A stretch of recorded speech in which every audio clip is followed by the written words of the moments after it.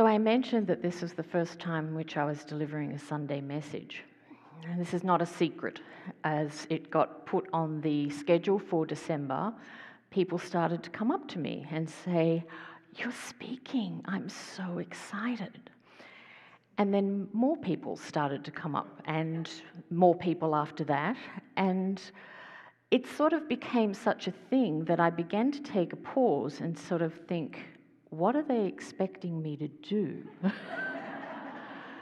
And there was this moment when one person said, "I'm so excited, are you nervous?" And I was like, well, I wasn't.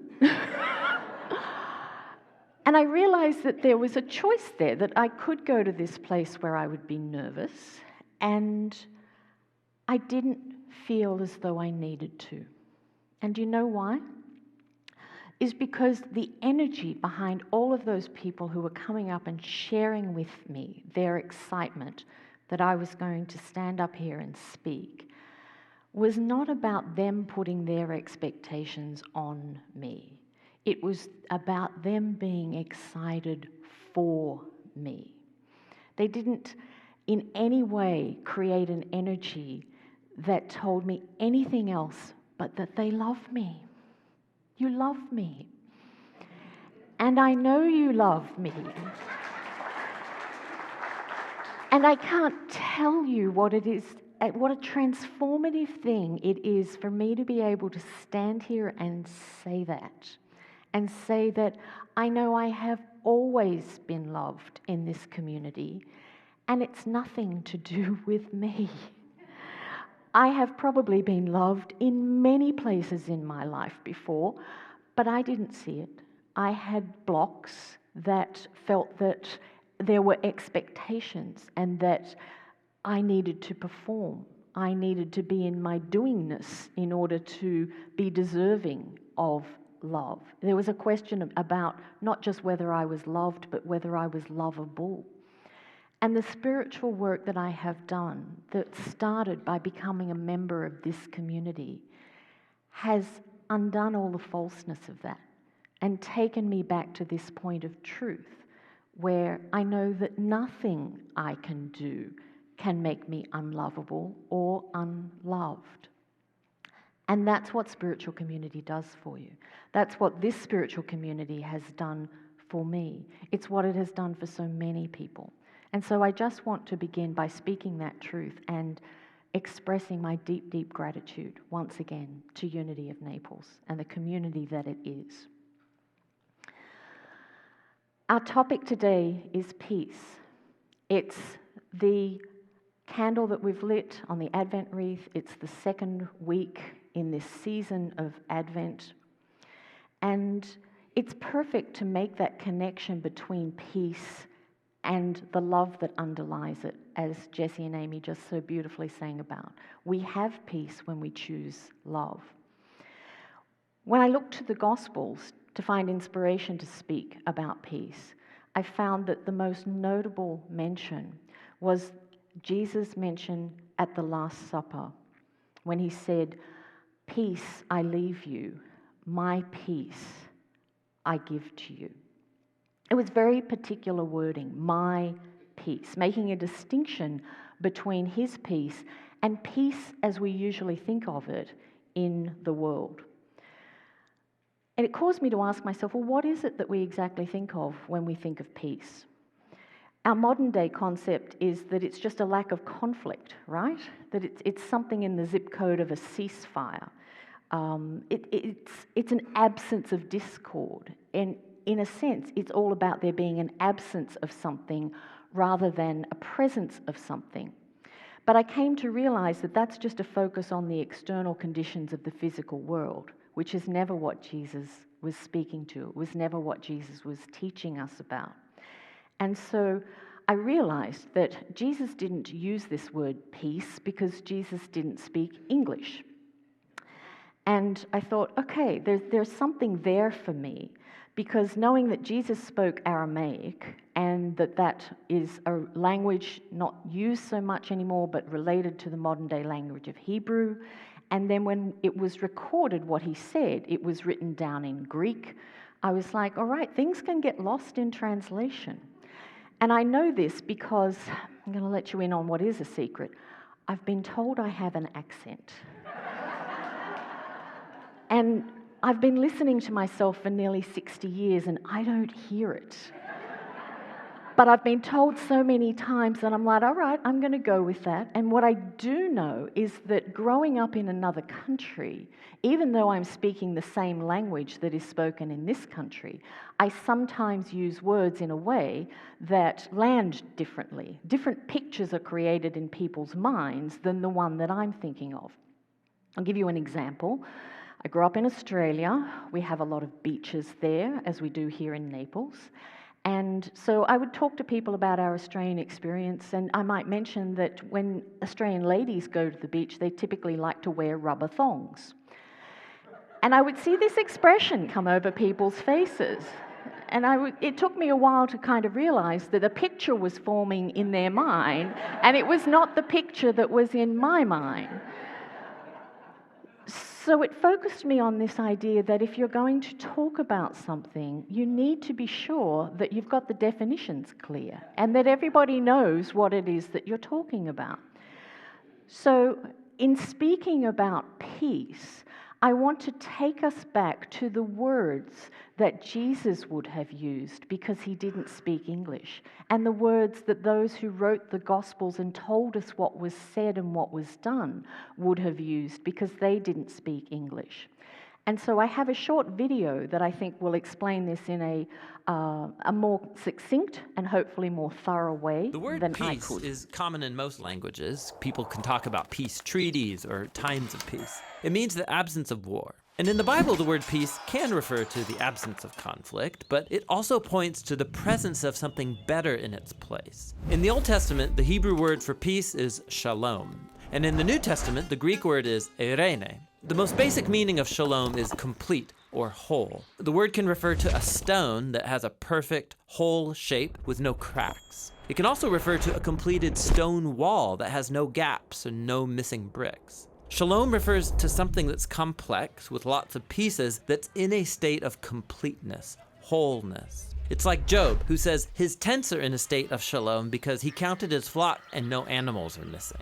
This is why shalom can refer to a person's well-being. Like when David visited his brothers on the battlefield, he asked about their shalom. The core idea is that life is complex, full of moving parts and relationships and situations, and when any of these is out of alignment or missing, your shalom breaks down. Life is no longer whole, it needs to be restored. In fact, that's the basic meaning of shalom when you use it as a verb. To bring shalom literally means to make complete or restore. So Solomon brings shalom to the unfinished temple when he completes it. Or if your animal accidentally damages your neighbor's field, you shalom them by giving them a complete repayment for their loss. You take what's missing and you restore it to wholeness. The same goes for human relationships. In the book of Proverbs, to reconcile and heal a broken relationship is to bring shalom. And when rival kingdoms make shalom in the Bible, it doesn't just mean they stop fighting, it also means they start working together for each other's benefit. This state of shalom is what Israel's kings were supposed to cultivate,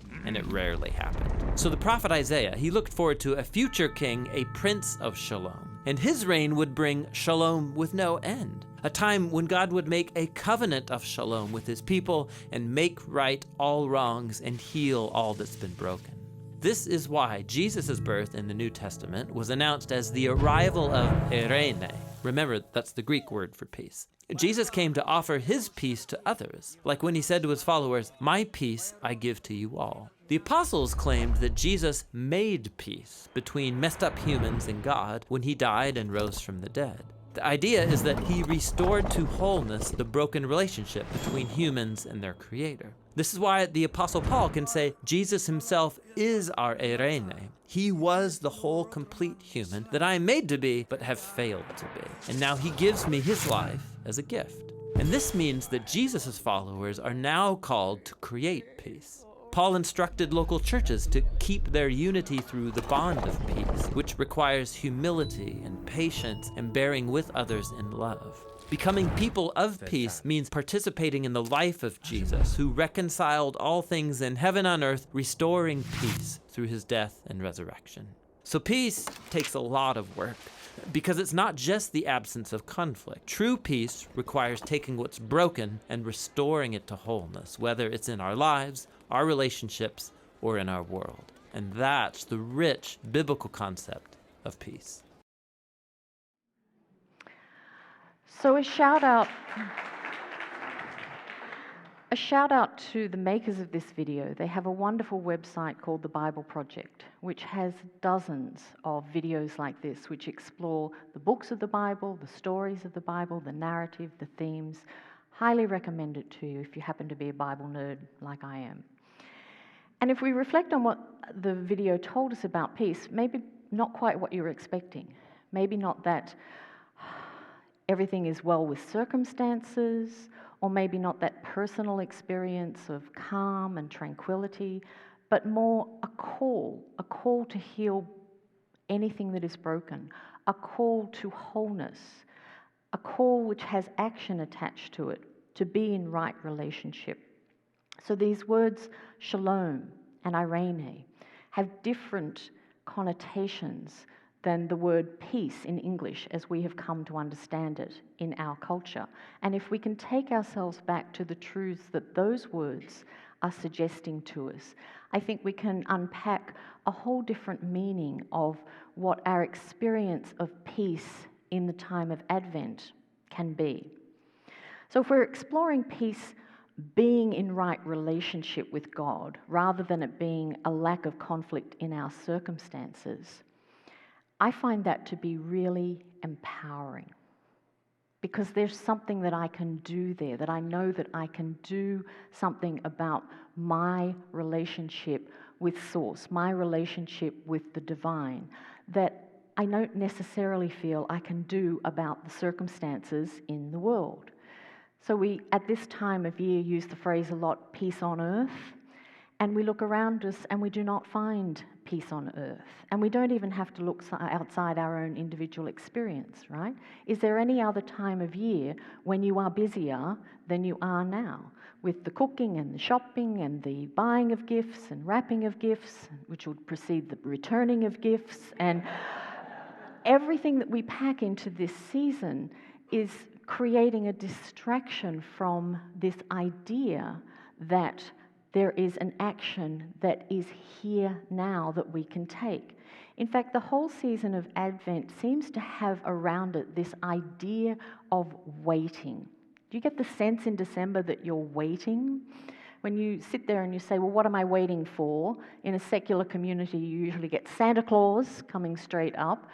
Here, we often think that we're waiting to celebrate the birth of Jesus, the first physical incarnation of God attaching itself to humanity. As Advent was developed, it was actually a period of waiting for the second coming, waiting for this promise of return. But we in Unity have to have a different view of this, because we know that God is not out there. We know that God is an inside job. We know that God is within all creation, that God is within us, that the only outing of God is God as it comes out from us. And in any way in which we are waiting on God, the divine truth behind that is that God is waiting on us. How different would our experience of Advent be if instead of thinking that we are waiting on God, we held the truth that God is waiting on us? For we are the way that God acts in the world. When you start to study unity metaphysics, you're introduced to this idea that there are 4 levels of consciousness.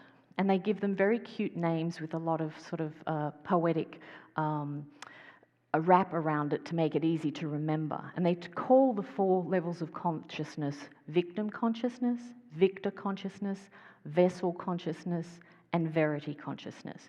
Now, I don't know about you, but I still don't find those words very easy to remember because we don't use them very much in modern day English. And so I always found the more simple to me, by me, through me, and as me as the pithier and more memorable way to actually describe the 4 levels of consciousness that we know that we can inhabit whilst we're experiencing this physical plane.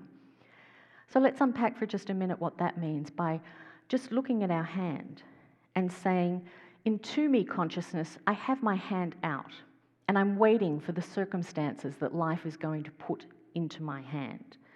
But when I get to by me consciousness, I'm using my hand to create those circumstances. And then when I get to through me consciousness, I consider that God is helping me use my hand to create the circumstances that are coming into my life. But when I finally get to as me consciousness, I see my hand as the hand of God. Look at your hand. This is the hand of God as it is expressed in our world. God is waiting on us. For peace on earth, God is waiting on us. This consciousness is the one from which we know the truth. We own the truth of one of Unity's most beloved statements. Wherever you are, God is. And this is the consciousness in which we can return to that spot of grace that Atika so beautifully read about us, that unencumbered point of grace, that origin point in which we were touched by God at the point of our creation. And getting to level 4 consciousness doesn't require a lot of learning, it requires a lot of unlearning of the ways of the world. It's getting back into right relationship, that right relationship with the divine, with our Creator, that is at the core of the my peace that Jesus gifted us with. So, how do we do that? Our practices, our spiritual practices, are what helps us work the muscle that we need to work in order to be able to be spiritual beings within a physical existence. And I'm going to lead you in one today. It's a Buddhist practice that is known as metta meditation or loving kindness meditation. And some of you may have experienced this before. I'm going to put a unique twist on it, and instead of the typical blessings that are used in the Buddhist version of this practice, I'm going to use Unity's beautiful prayer for protection, given to us by James Dillett Freeman. So we're going to go through, and in your consciousness, I'm going to lead you through a practice of repeating this 5 times. And in the first time, we're going to use the prayer for protection to bless ourselves, because all love starts with self-love. We cannot give to any other expression of the divine that which we do not give to ourselves as an expression of the divine. And then we're going to bring to mind someone that we love, someone who has always been there for us, someone who is perhaps that being in our life. And if it is a being that's a non-human being, if it's a pet, if it's a tree, if it's a place, anything that brings that emotion forth in your heart, that's where you go. We will then repeat it for somebody neutral, someone with whom we have some relationship, but not particularly intimate. Maybe the person who serves you your coffee, maybe somebody that you just pass in the street and see, maybe a neighbor who you know but are not connected to. And then we're going to extend it to someone with whom we have a more difficult relationship, someone that requires extra grace from us. And finally, we're going to extend it to the whole world.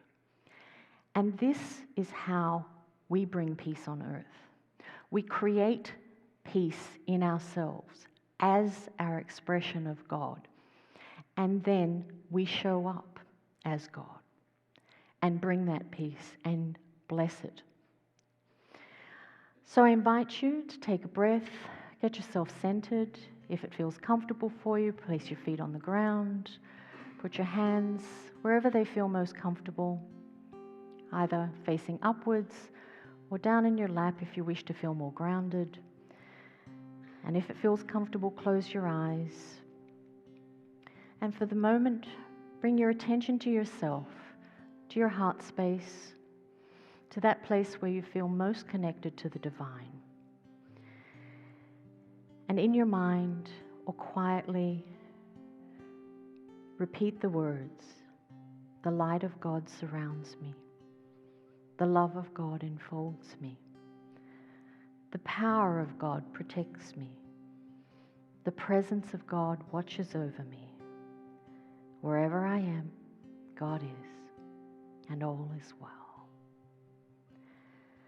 And now bring to mind that person that you love, that being that you love, that expression of divinity that has always met you with compassion and kindness, and hold them in the vision of your mind and bless them. The light of God surrounds you. The love of God enfolds you. The power of God protects you. The presence of God watches over you. Wherever you are, God is, and all is well. And now bring to mind that person that you know but distantly, that person that perhaps you haven't connected with, but you can still connect with through your consciousness, and bless them. The light of God surrounds you. The love of God enfolds you. The power of God protects you. The presence of God watches over you. Wherever you are, God is, and all is well. And now bring to mind that person with whom we have a more difficult relationship. That person who's perhaps not behaving the way that we think that they should. That person that we perceive has done us some harm. And bless them. The light of God surrounds you. The love of God enfolds you. The power of God protects you. The presence of God watches over you. Wherever you are, God is, and all is well. And finally, expand your vision to encompass the whole world, all the cosmos, all of creation, everything that Divine Source has brought forth of which you are aware. And bless.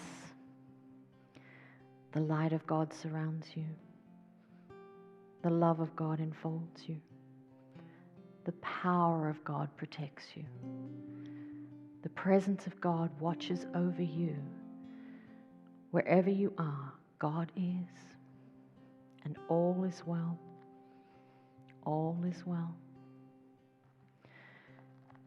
And peace will come to you.